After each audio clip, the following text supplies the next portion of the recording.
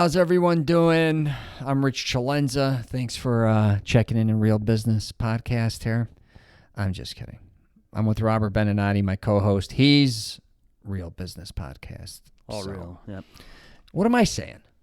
Am I saying Real Business? Yeah. Oh, okay, good. So, yeah, we're going to do a podcast here. He doesn't even know what it is. I'm calling it Information Overload because me and him are always kind of throwing too much information at one another, and I think we make each other crazy, and then others make us crazy. Yeah. Does that kind of make sense? Yeah. And then I'm with you. yeah, it's just like we're always trying to help each other, and then we exhaust each other because we both have so many different ideas to help one another. And I think both of us are like, we want to incorporate it, and then we don't want to fight. Then we think about it, and that's too much work, and let's not do it. We're trying to become efficient now, I think. Yeah, we got to trim the fat. Yeah. Anything that's too complicated is not worth it. Well, I'm always trimming the fat, and he's kind of always getting fatter. If that makes sense. Because I'm all about less is more. I learned that making films, books, and everything. I'm always minimizing everything, and he is... By nature, I Yes. think I just complicate shit. Yeah, and I don't blame him for doing that. I was like that as well for a long time, but I am really, we discussed this before, I'm more content, I think, and I don't care what anybody thinks, and I definitely think he wants content as well. He just wants it at a different level right now. Different production level. Yeah. Production level. That's what I would say. Like this podcast. But as I'm going, I'm learning, and I'm realizing, you know what, at the end of it, it's all about content, put it out, and share it, you know. Having fun. Having fun doing it, yeah. I've said it from the first day I met him. If you don't have fun doing it, but a lot of people think they're going to have fun doing it, which they do when they create it, but then to keep creating it and keeping up with it. Well, what I learned is, especially with YouTube, you know, you it's easy to record it, right? Oh, yeah. It's the problem then just have to edit everything and make it look a certain way. That's when it gets complicated. And maybe share it. And maybe the first time, the second time, the third time, it's fun because you're learning how to edit, right? And you're learning new tricks and this and that. But after it becomes just a job, and that's when it just stops being fun. And a lot of people want to create content. The truth is, that's fun. How the fuck do you get people to watch it? That's what you're not a lot of people thinking about. Well, how do you get the eyeballs on it? If you're worried about that. Right. You know, if you're doing it just to put out the content, share it, and it doesn't matter if one person listens to it or, 100,000. Yep. But if your goal is actually to monetize, to get known, of course, and all that, then, yeah, it can become stressful. You know, and I think the ones that actually hit it off are the ones that are just putting out content for fun, and by accident or, whatever, they become viral. You know, they become famous. Yeah.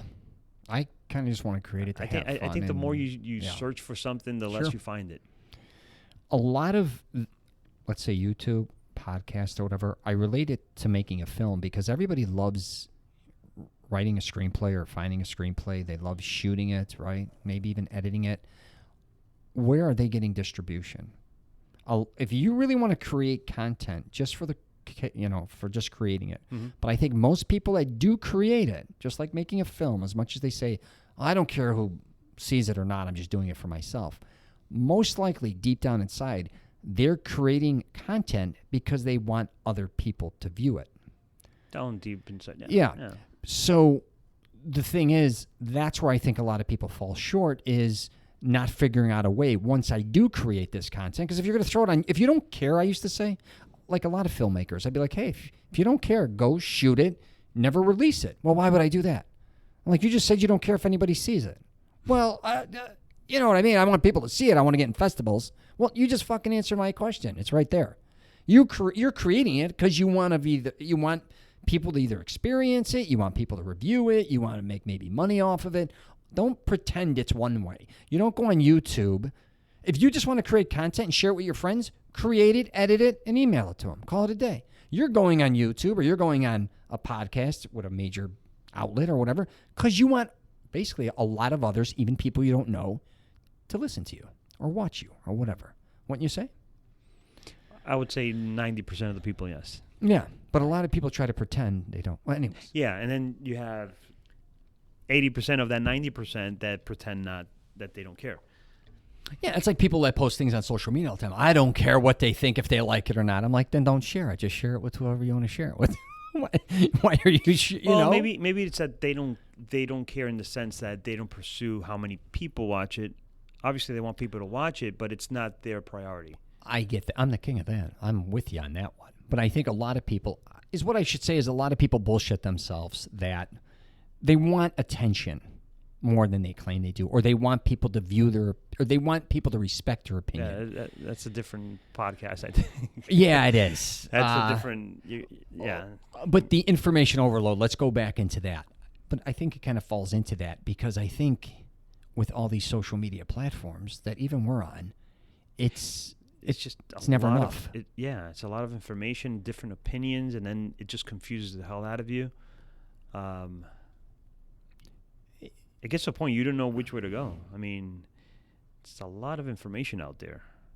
And it's so much, you got to always kind of be pivoting, which is fine, and changing, and I'm not here to complain about it.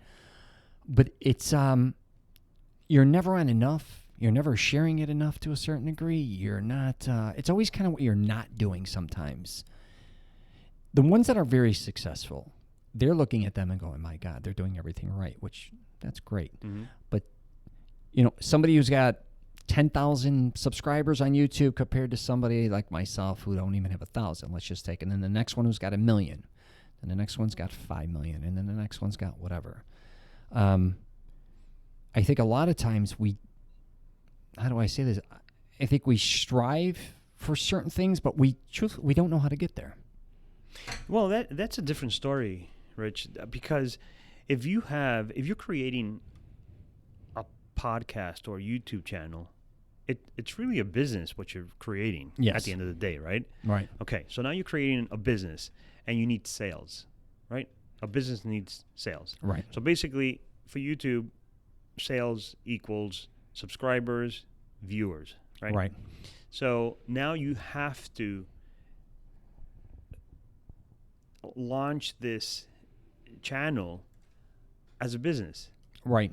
Right. Now you have to get the right team to help you, because if you don't know how to do it, then you have to find someone that could help you do it. Right. Right. Like back in the days, it was you have any sort of business, real estate, you're a dentist, the medical office, whatever it is. What do you need? The magazine, the local magazine, the newspaper, right. TV. Today is maybe media, the social media. Yep. Facebook ads or YouTube videos, whatever it is, right? So now you have to find somebody that's an expert in that. Yeah. Right? And that's why these people have the 1 million followers or the 5, 10 million followers, whatever it is, right?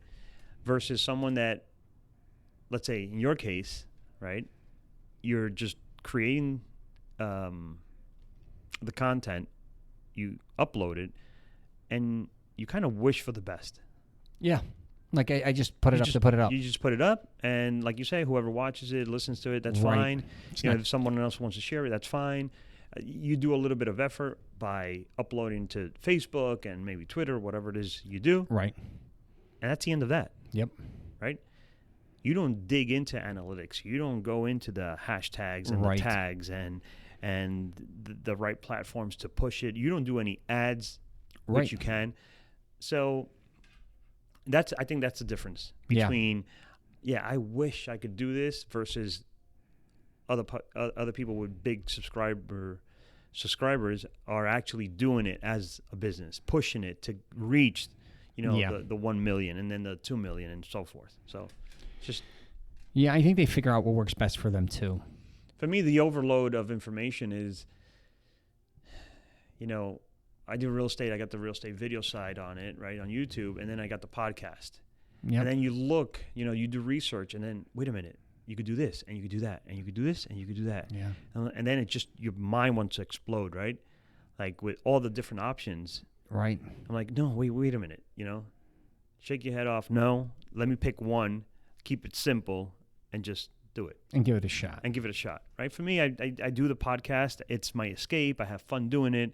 And honestly, I put it up, and I don't do any more than just put it up and share it on Facebook or, on YouTube. Whoever watches it, watches it. Whoever doesn't.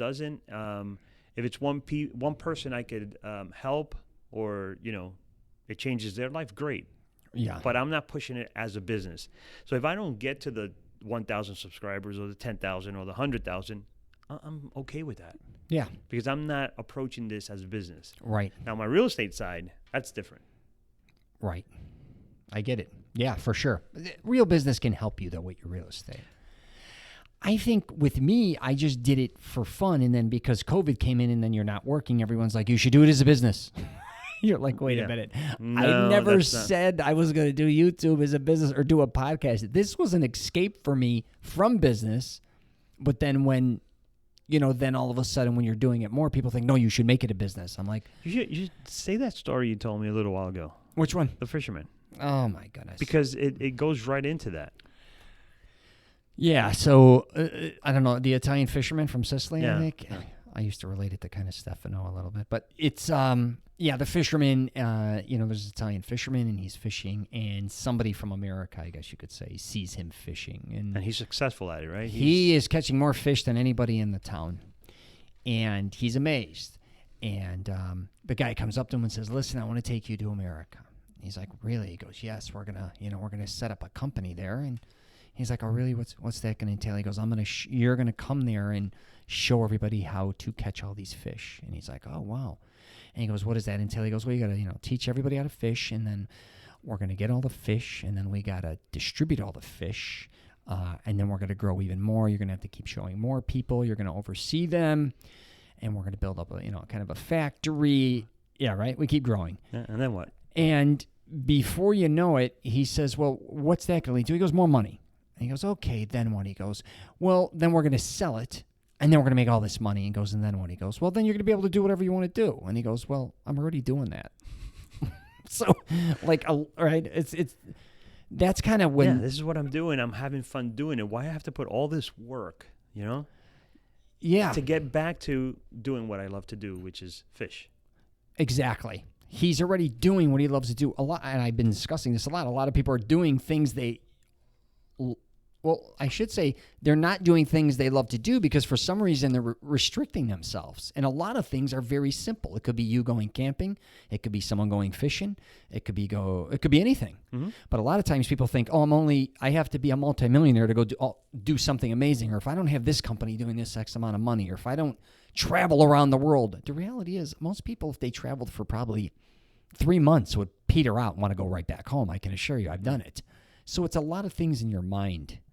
But people sometimes, you are in a position you're in a lot of times in your life because that's where you want to be to a certain degree. Like you moved to Florida or Orlando or whatever because I think, right? You wanted to be here. Yeah. You're not a prisoner here. If you wanted to all of a sudden go live in, I don't know, wherever you want to live, you can go. Now, a lot of people will be like, I can't afford it, I can't do this, or I can't do that. Maybe there's always an excuse. Yeah, there is. So you'd figure out a way, right? If you want to live in New York, you're going to pay a lot of rent. So work your ass off to live in New York. That's what it's about. If you want to live in... Then you have to ask yourself the right questions. Well, people know the answers to their own questions. Well, usually. For example, traveling. What is it about traveling? It's image, I think. Well, a lot of it. That is what stops them. But at the end of the day, what is it about traveling that you take away? The journey. Oh, I was going to say the experience. Yeah, right? For sure. The journey, the experience. Yeah. So it doesn't really matter where you go at the end of the day. Yep. Right? If you want to have the experience. What am I trying to say with this? You live in Florida. Let's say you can't travel out of the state for whatever reason, or you don't have enough days. You could go experience different beaches, right? Sure. Different springs up north, right? Yep. Different state parks, whatever it is, right? And it doesn't take a lot of money, a lot of time. You could go for a day, you could go for 2 days, come back, right? But people think they have to do the big ones. They have to go to Greece, and they have to go to, for sure, to France, to Paris, and to Italy, and show everyone else. Well, that's this society now, for sure. Right? What they were going through, and they think that is what they want. And that's not it. They don't know all the complications, to doing that. Which, don't get me wrong, you go first class or whatever the case may be. If you have some money, yeah, it's great. But just traveling in general, people don't realize how daunting it is when you do it for long periods of time, I guess you could say. People think traveling, especially they think it's always a vacation. Mm-hmm. Like, don't get me wrong. If you're a millionaire and you could get on a cruise and cruise around the world or fly around the world, that's a whole different thing. I always like to do 2 types of vacation a year. One is just leave me alone for the next, week or 8, 10 days. Just, I don't want to go to the beach and just unplug. Yep. And then I have what I call an educational vacation. Yeah. Means, okay, I want to go to Italy and go to Rome and look at the museums and do Gotcha. that, right? Yeah. And learn the culture and the different, food or whatever it is, right? Yep. I know that's not relaxing. No. I come back tired. Oh, yeah. Of all that, right? Yeah. So it wasn't a fun experience in that sense, Yep. right? Or relaxing experience. It was a learning experience. Yep. And I take that and I keep that. That's what I get out of it. But the true relaxing is I could go to the Bahamas. I could go to a small island anywhere and just unplug. Just leave me alone. Re-energize. Come back for more, Yeah, for sure. But information overload, and we ended up on vacation. I don't know how we did that. Yeah, well, that's most people come to Orlando or Florida thinking they're on a vacation. See, this is why we talk about ADD. information overload. It's so much information in your head that you talk about 10 different things in one conversation. When you were describing traveling, I was saying that's everybody who comes to Orlando thinking they're coming there for a vacation. Did you ever see people going home from Orlando? They look fried. They look exhausted. Their kids are beat up. They've been to 7 parks. They've walked more than they've walked in probably their entire life. Got more sun than they ever got in their entire life. I used to say, if you're coming to Orlando, this is not the place to vacation. No. But they want to visit Disney. I usually don't, but when I do go to the park, so I used to right before COVID, I usually just sit on a bench and look at people. Yeah. Just watch them. They're beat up. They're beat up. They did not expect to have to deal with the lines, the heat. Everything. Just tired of walking. Oh, yeah. Plus they do. They want to do 4-day Hopper Pass at Disney, 2-day Universal, 1 SeaWorld, maybe go to Busch Gardens. It's a lot. Throw in, it's the whole thing is crazy. But we're going to wrap it up there. If you get a chance, definitely check out Real Business with Robert Beninati. I've been doing podcasts with him, I think now for a few months. For probably 6-7 months. 6 months, yeah. Jesus Christ. We're all over the place. Again, we're talking about information overload. We're both on LinkedIn, Instagram, Facebook. He pushed me on Instagram. And you pushed me on, what else you got going? What? I don't even know. Just who the information overload again. Again, the same thing, right? Yeah, so there was so much shit going on. I stick with Instagram, Facebook, and YouTube. That's it. I'm LinkedIn and Twitter, but for selfish reasons, don't take it. I'm not on them. I upload content more than I'm on those to review other people's content. But when I do review it, I usually love and leave a comment. Mm-hmm. I'm just not on them that often. So, selfishness. Thank you. All right. Take care. Take care. I wish everyone the best.